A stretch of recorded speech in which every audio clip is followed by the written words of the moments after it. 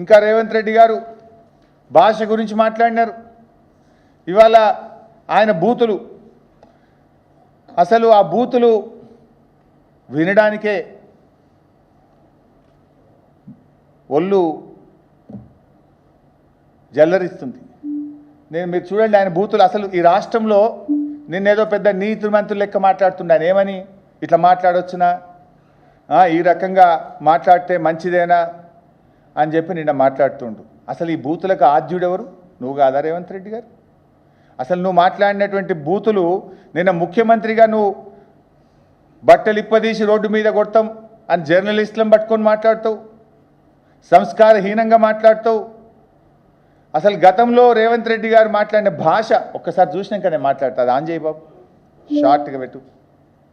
ఈ సన్నాసి రండా అలాగే ఎర్ర గాల్చి పిర్రల మీద వాతలు పెడతాం. మీరు ఒక్కసారి చెప్పండి. నీ ముడ్డి మీద డ్రాయర్ కూడా ఉండదు, పీకడం మొదలు పెడితే బిడ్డ. నడి బజార్లో ఉరి తీయాలన్నా, 100 మీటర్ల గోతి తీసి పాతి పెట్టాలన్నా, ఒక్కనొక్కని పండబెట్టి తొక్కి పేగులు తీసి మెడలేసుకొని ఊరేగుతాం బిడ్డ. లోకల్ ఛానల్ ఉన్నాయి కదా అని అడ్డగోలు చేస్తే చూసుకుంటూ ఊకుంటా అంటారు. పండబెట్టి తొక్కి పేగులు తీస్తే గాడిద కొడుకులు నొక్కనొక్కని. అట్లాంటి లపుట్ నా కొడుకులకు నేను సమాధానం చెప్పను. దాని అమ్మ మొగుని ఇంట్లోనే అన్ని తెచ్చి చూపించుకోమని చెప్పారు. టీవీలో వేసుకోవడానికి ఏం అభ్యంతరం లేదు.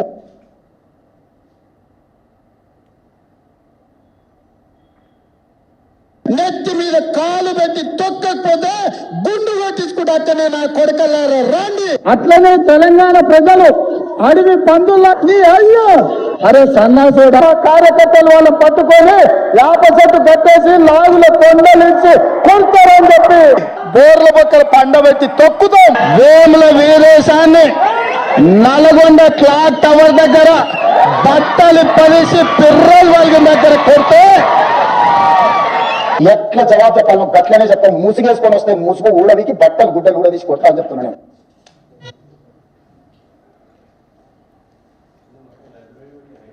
ఇంకా చాలున్నాయి. ఇంకా మా వాళ్ళు మరీ 5 నిమిషాలు తయారు చేస్తే వద్దులే ఆ బూతులు ఉంటే ఇంక ఇప్పటికే పిల్లలు చెడిపోతున్న రాష్ట్రంలో 1 నిమిషానికి కుదించమని చెప్పిన. ఈ వ్యాఖ్యలు విని విని సమాజం చెడిపోతుంది, వద్దు 1 నిమిషం చాలని చెప్పిన. అంటే నేను అనేది ఏంటంటే, రేవంత్ రెడ్డి గారు నీ భార్యాబిడ్డలే భార్యాబిడ్డలా? ఎదుటి వాళ్ళకు భార్యాబిడ్డలు ఉండరా? ఎదుటి వాళ్ళకు అక్కా చెల్లెలు ఉండరా? ఎదుటి వాళ్ళ కుటుంబ సభ్యులు ఉండరా? నీ దాకా వస్తే కానీ నొప్పి తెలియదా నీకు? నువ్వు గతంలో కేసీఆర్ గారిని పట్టుకొని కాల్చిపారేయాలని మాట్లాడినావు, ప్రగతి భవన్ను పేల్చివేయాలని మాట్లాడినావు. ఇక నీ బూతులు ఆ నోట్తో నేను చెప్పలేను. ఆ బూతులు మాట్లాడితే నా నాలుక ఖరాబ్ అవుతుంది. కానీ అంత పచ్చి బూతులు మాట్లాడినావు నువ్వు. కానీ నిన్నేమంటున్నావు? ఇట్లా అంటారా అట్లా. మరి అప్పుడు గతంలో నువ్వు అసలు బాడీ షేమింగ్కు బ్రాండ్ అంబాసిడర్ నువ్వు కదా. కేటీఆర్ గారు కుమారుడు మైనర్ అబ్బాయి, పాపం ఆయన చదువుకునే ఒక స్కూలుకు వెళ్ళే విద్యార్థి. ఆ బాబు నా పిల్లవాడిని పట్టుకొని కూడా నోటుకొచ్చినట్టు మాట్లాడినావు కదా. నా ఎత్తు పొడుగు గురించి కూడా అడ్డమైన కూతలు కూసినావు కదా నువ్వు. అసలు బాడీ షేమింగ్కు రాజకీయాల్లో అవకాశం ఉంటుందా? ఏం మాట్లాడుతావు నువ్వు? అసలు మనిషివా పశువువా నువ్వు? మనిషి అయితే అన్నం తినేటోడైతే ఇట్లా మాట్లాడాడు. మాట్లాడింది నువ్వు, చెడగొట్టింది నువ్వు, రాజకీయాలను కలుషితం చేసింది నువ్వు, బూతులకు నిలయం చేసింది నువ్వు. ఏదో 100 ఎలుకలు తిన్న పిల్లట నేను శాకాహారిని అన్నట్టు బూతులకు బ్రాండ్ అంబాసిడర్ నువ్వు. ఇవాళ నీతి సూత్రాలు, నీతి వ్యాఖ్యలు నువ్వు వల్లిస్తే ఎట్లా రేవంత్ రెడ్డి గారు?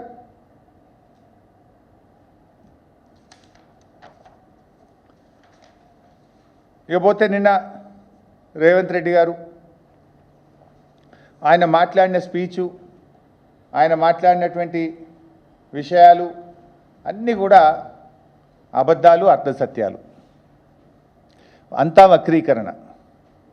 నేను ఆయన మాట్లాడుతూ కృష్ణా నీళ్ళ గురించి మాట్లాడారు. కృష్ణా ప్రాజెక్టు విషయంలో కేసీఆర్ గారు ఏదో మహబూబ్ నగర్కి అన్యాయం చేసిండ్రని, తెలంగాణకు అన్యాయం చేసిండ్రని మాట్లాడుతూ, కేసీఆర్ లాంటి విజన్ ఉన్న నాయకుడు కనుకనే ఇవాళ కృష్ణా నదీ జలాల్లో తెలంగాణకు న్యాయమైన వాటా రాబట్టడానికి కాలుకు బలపం కట్టకుండా ప్రధానమంత్రిని, నీటిపారుదల శాఖ మంత్రులను సుప్రీంకోర్టు మెట్లెక్కి ఒప్పించి మెప్పించి సెక్షన్ 3ని సాధించింది కేసీఆర్.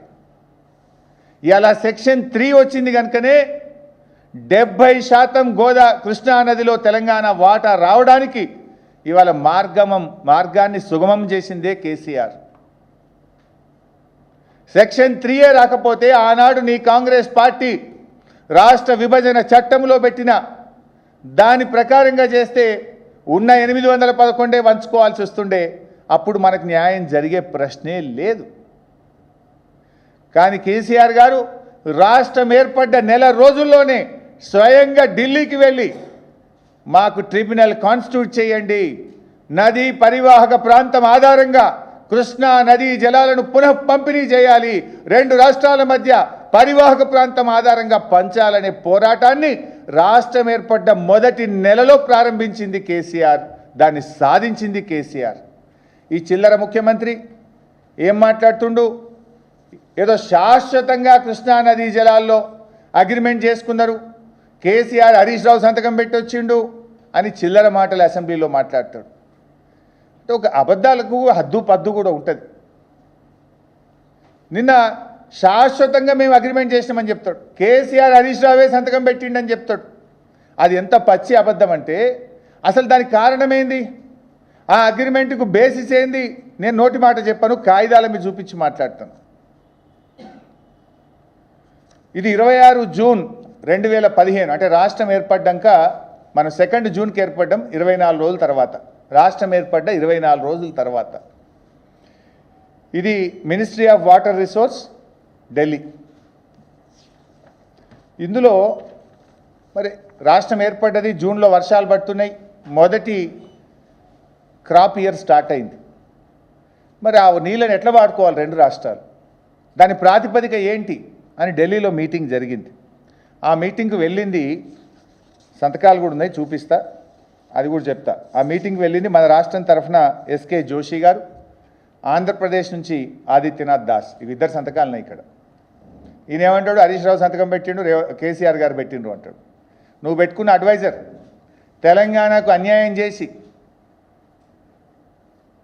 తెలంగాణకు నీళ్లు రాకుండా చేసి తప్పుడు అఫిడవిట్లను ఇచ్చి కోర్టు చేత చీవాట్లు మొట్టికాయలు తిన్న ఆదిత్యనాథ్ దాస్ను తెచ్చుకొని నువ్వు అడ్వైజర్ పెట్టుకున్నావు ఇవాళ తెలంగాణకు.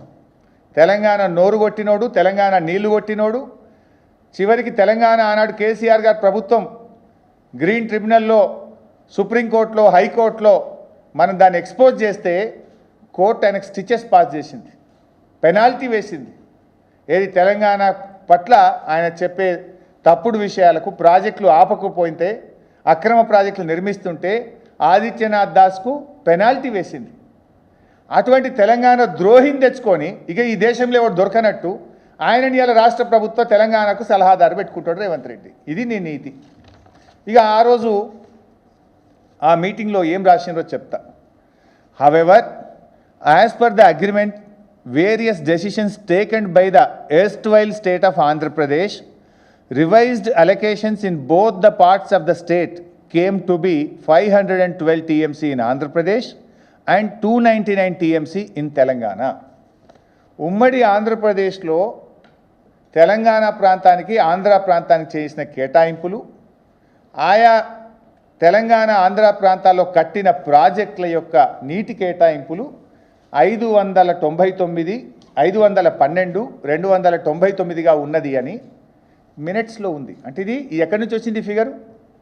ఆనాడి రాష్ట్రాన్ని పరిపాలించిన కాంగ్రెస్, తెలుగుదేశం పార్టీల పుణ్యమని, తెలంగాణలో ప్రాజెక్టులు కట్టకపోవడం వల్ల, తెలంగాణకు నీటి కేటాయింపులు చేయకపోవడం వల్ల. ఎవరున్నారు ఆ రోజు కాంగ్రెస్లో? ఇదే ఉత్తమ్ కుమార్ రెడ్డి ఉన్నాడు, ఇదే బట్టి విక్రమార్క ఉన్నాడు, ఇదే కోమటిరెడ్డి వెంకటరెడ్డి ఉన్నాడు. మీరే కదా ఈ ద్రోహానికి, ఈ అన్యాయానికి భాగస్వాములు. మీ పుణ్యమే కదా. అందువల్ల ఆ రోజు ఉమ్మడి ఆంధ్రప్రదేశ్లో ఆంధ్ర ప్రాంతం యొక్క నీటి రిక్వైర్మెంట్సు, వాటర్ అలొకేషన్సు, కట్టిన ప్రాజెక్టులు 512, తెలంగాణలో 299 ఉన్నది. దీని ప్రకారంగా తాత్కాలికమైన కేటాయింపులు చేస్తున్నామని ఇందులో రాశారు. అది కూడా వినిపిస్తాను. As the working arrangements for the current year only, without prejudice to the rights of two states about their entitlements which have been raised or to be raised before appropriate forum. ఈ కేటాయింపులు తాత్కాలికము. ఈ కేటాయింపులు various forums, court కానీ tribunal ముందు కానీ ఈ కేటాయింపుల నిర్ణయం ఏ రకంగా ప్రభావం చూపబోదు. ఆ ఫోరమ్స్ ముందు మీ హక్కుల ప్రకారంగా మీరు కొట్లాడొచ్చు తప్ప ఇది తాత్కాలికమైనటువంటిది. ఇప్పటి వరకు ఉమ్మడి రాష్ట్రంలో జరిగిన కేటాయింపుల ఆధారంగా దీన్ని చేస్తున్నామని చెప్పారు. Thereafter, project-related issues were discussed and following working arrangements for the water year 2015-16 only were agreed as a temporary measure. And last para number 18, the entire arrangements agreed for the current year would be without any prejudice to the stand of both the states before any forum. ఈ ఒప్పుకున్నటువంటిది ఏ forum ముందు కూడా ఇది చెల్లదు, ఇది తాత్కాలికము. మీరు మీ ట్రిబ్యునల్ల ముందు, కోర్టుల ముందు మీ డివిజన్ అయ్యేదాకా ఇది తాత్కాలికంగా ఈ సంవత్సరానికి మాత్రమే ఒప్పుకుంటున్నామని ఇంత స్పష్టంగా ఉంది. కానీ వీళ్ళు ఏం మాట్లాడతారు? మరణ శాసనం రాసిండ్రు. కేసీఆర్, హరీష్ రావు సంతకం పెట్టి వచ్చిండ్రు. ఎవరు ఉన్నాయి సంతకాలు? నువ్వు పెట్టుకున్న ముద్దుల ఆంధ్ర అడ్వైజర్, ఆంధ్ర నుంచి తెచ్చిపెట్టుకున్న తెలంగాణ ద్రోహి ఆదిత్యనాథ్ దాస్ ఆంధ్రప్రదేశ్కి వెళ్ళి సంతకం పెట్టిండు. మన దగ్గరికి వెళ్ళి ఎస్కే జోషి ఐఏఎస్ ఆఫీసర్. కానీ రేవంత్ రెడ్డి ఎంత ముద్దుగా అబద్ధాలు ఆడిండు. కేసీఆర్ పెట్టిండు, హరీష్ రావు పెట్టిండ్రు, మరణ శాసనం రాసిండ్రు. ఇందులో ఎంత స్పష్టంగా ఉంది అంటే ఇది కేవలం తాత్కాలికమైన ఒప్పందము. ఎక్కడా ఎటువంటి దీని యొక్క ప్రభావం ఉండదు. ఈ లెక్క కూడా ఉమ్మడి ఆంధ్రప్రదేశ్లో ఆనాటి కాంగ్రెస్ తెలుగుదేశం పాలనలో కేటాయించిన కేటాయింపులే ఈ యొక్క లెక్కకు ఆధారం. It is very clear.